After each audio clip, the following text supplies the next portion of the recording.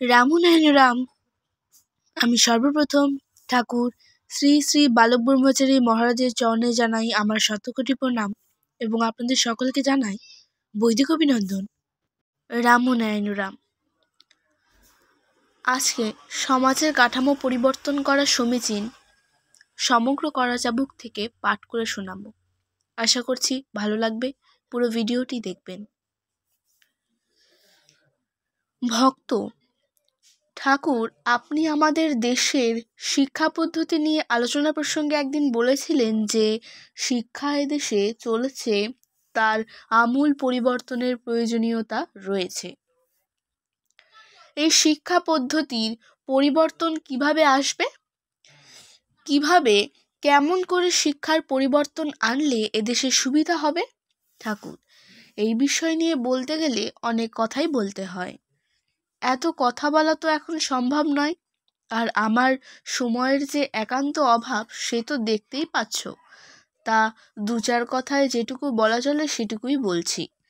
বর্তমানে যে শিক্ষা আমাদের সমাজে চলছে, যে শিক্ষায় শিক্ষিত হয়ে সবাই মানুষ হচ্ছে বলে মনে করছে, শিক্ষার মাধ্যমে জীবনের যে অভিজ্ঞতা তারা সঞ্চয় করছে, তার ফলাফলের দিকটা চিন্তা করে আমি হতাশ হয়ে পড়ছি। আমি যেন আরও অনেক বেশি আশা করেছিলাম, কিন্তু সেই আশার পানে তাকিয়ে আমার সকল আশা ধূলিসাৎ হয়ে যাচ্ছে। আমি আর বাসা বাঁধতে পারছি না। শিক্ষা পদ্ধতির ফলাফলের কথা যখনই চিন্তা করি তখনই মনে হয়, আমরা কোথায়? এই কি শিক্ষা? অজ্ঞানতা দূরীভূত হয়ে জ্ঞানের আলোক তো দেখতে পাচ্ছি না। চারিদিকেই তো অন্ধকার, হিংসা, হানাহানি, মারামারি, সংকীর্ণতা আর স্বার্থপরতা। কোথায় যেন আমরা একটা ভুল করে বসে আছি। শুধু পশ্চিমবঙ্গ নয়, সমস্ত ভারতবর্ষের শিক্ষা পদ্ধতি সম্বন্ধে একই কথা। এই শিক্ষা গ্রহণ করেই আমাদের কত গর্ব। এই শিক্ষায় শিক্ষিত হয়ে কতজন কত পুরস্কার লাভ করেছেন, স্বদেশে বিদেশে কত সম্মানের অধিকারী হয়েছেন, কতজন কত কিনা হয়েছেন এবং এখনো হচ্ছেন। জনগণের কাছে তারা শ্রদ্ধার্হ। সে বিষয়ে আমার কোনো বক্তব্য নেই। সে তো খুবই ভালো কথা, সেদিক থেকে আমি কিছু ভাবছি না। আমি শুধু বলতে চাইছি, আমার গণিতে ফলের দিক থেকে মিলছে না।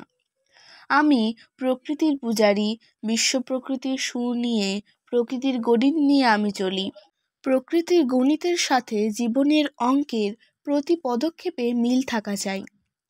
প্রকৃতির সুরে সুর মিলিয়েই জীবনের সুর সাধতে হবে। সেখানে গরমিল হলেই ফলে মিলবে না। তাই বলছি, চারিদিকে শিক্ষিত হওয়ার, মানুষ হওয়ার প্রচেষ্টার অন্ত নেই। অঙ্ক কষছে সবাই, অঙ্ক কষতে কষতে পাতার পর পাতা ভরাট হয়ে হয়ে পাহাড় হয়ে যাচ্ছে, কিন্তু ফলে মিলছে না।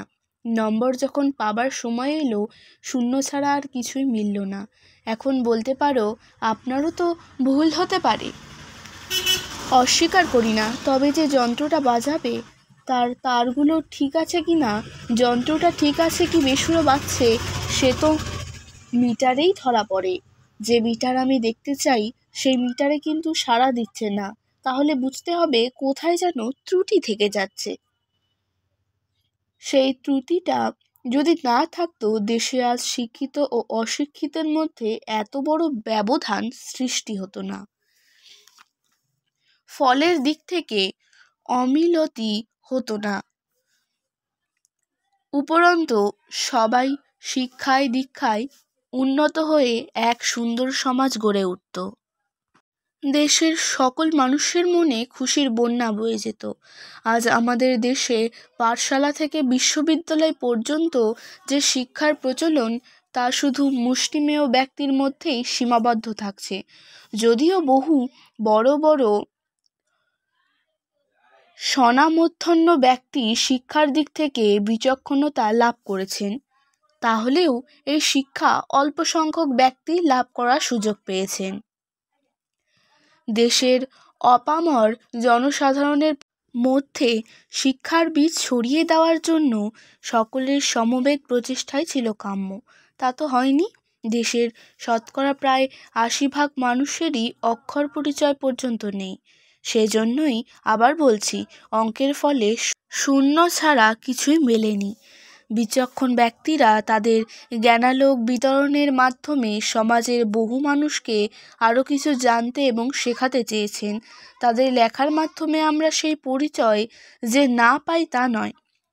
তাতে দেখা গেছে ভারতবর্ষের বিচক্ষণ ব্যক্তিদের প্রতি যদি আমরা দৃষ্টিপাত করি, কত সহস্র সহস্র গ্রন্থ চারিদিকে ছড়িয়ে আছে এবং সেগুলি পাঠ করে কত ব্যক্তি নানা ডিগ্রি লাভ করে চলেছেন। এসব দেখতে ভালো লাগে, শুনতে ভালো লাগে। আমরা বলেও আসছি তাদের মায়েদের এক একজন রত্নগর্ভা। এই সব বিচক্ষণদের মধ্যে কেউ কেউ বড় সাহিত্যিক, কবি ইত্যাদি হিসাবে খ্যাতি লাভ করেছেন, নোবেল পুরস্কার পেয়েছেন, কত সম্মানসূচক উপাধি লাভ করেছেন। এরা কবিতা, সাহিত্য, চিকিৎসা, ইঞ্জিনিয়ারিং ইত্যাদি নানা বিভাগে এক একজন দিকপাল হিসেবে কৃতিত্ব লাভ করেছেন। স্বীকার না করে উপায় নেই। নানা গল্প, হিতোপদেশের মাধ্যমে তারা কতজনকে টেনে তুলেছেন। অনেকে কত দুস্থ পরিবারে জন্মগ্রহণ করে লেখাপড়া শিখে মানুষ হয়ে গেছে। এইভাবে চারিদিকে দেখা যাচ্ছে অনেকেই যার যার ঘরবাড়িকে সাজিয়ে গুছিয়ে সুন্দর করে তুলেছে। একটু গভীরভাবে লক্ষ্য করলেই বুঝতে পারা যায় ভারতের সমাজ জীবনে মুষ্টিমেয় শিক্ষিত ব্যক্তির প্রভাবই অধিকাংশ জনগণের উপরে ছড়িয়ে আছে। আজকের তথ্য ও আলোচনা আমি এখানে শেষ করছি। দেখা হচ্ছে পরের ভিডিওতে। ভালো থাকবেন, সুস্থ থাকবেন। রাম ও নারায়ণ রাম।